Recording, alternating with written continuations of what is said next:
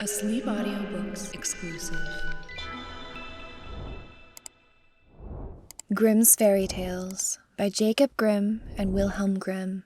Read by E. Campbell for the Sleep Audiobooks YouTube channel and sleepaudiobooks.com. The 7 Ravens. There was once a man who had 7 sons, and last of all, 1 daughter.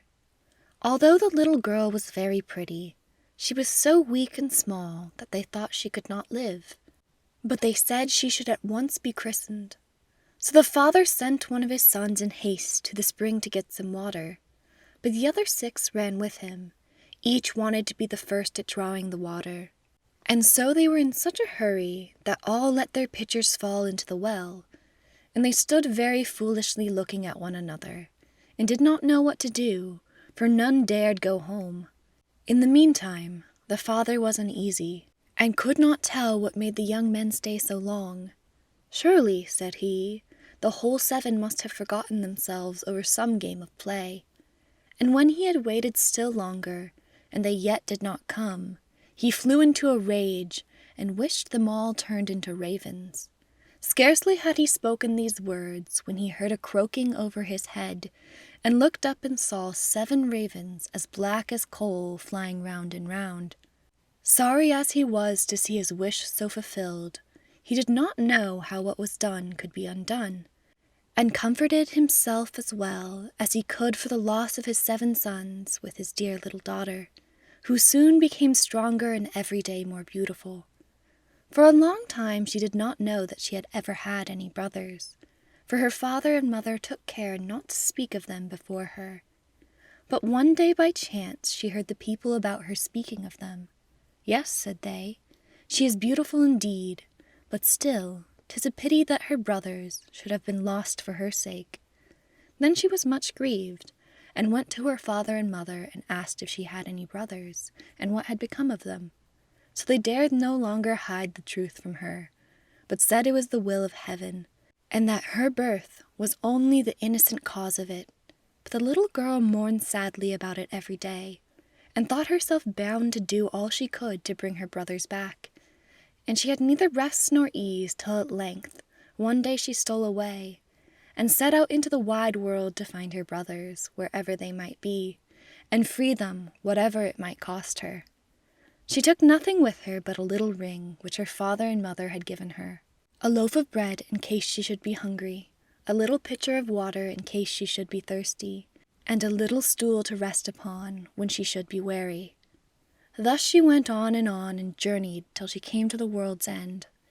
Then she came to the sun, but the sun looked much too hot and fiery, so she ran away quickly to the moon. But the moon was cold and chilly, and said, "I smell flesh and blood this way." So she took herself away in a hurry and came to the stars. And the stars were friendly and kind to her, and each star sat upon his own little stool. But the morning star rose up and gave her a little piece of wood and said, "If you have not this little piece of wood, you cannot unlock the castle that stands on the glass mountain, and there your brothers live." The little girl took the piece of wood, rolled it up in a little cloth, and went on again until she came to the glass mountain, and found the door shut. Then she felt for the little piece of wood, but when she unwrapped the cloth it was not there, and she saw she had lost the gift of the good stars. What was to be done? She wanted to save her brothers, and had no key of the castle of the glass mountain.